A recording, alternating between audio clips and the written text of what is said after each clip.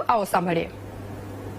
ઉત્તર ગુજરાતની અંદર ઠાકોર સમાજનું બહુ વર્ચસ્વ છે અને વિક્રમ ઠાકોર જ્યારે ઉત્તર ગુજરાતમાંથી આવતા હોય ત્યારે કોઈ પણ કલાકારોને તમે વિધાનસભાની અંદર બોલાવો એમનો અમને વાંધો ના હોઈ શકે, પરંતુ જ્યારે ગુજરાતના કલાકારોને તમે આમંત્રણ આપતા હોય ત્યારે કલાકારો બધા સરખા હોય છે. એમાં કોઈ પણ કોમના કલાકાર હોય એમની અવગણના ના થવી જોઈએ.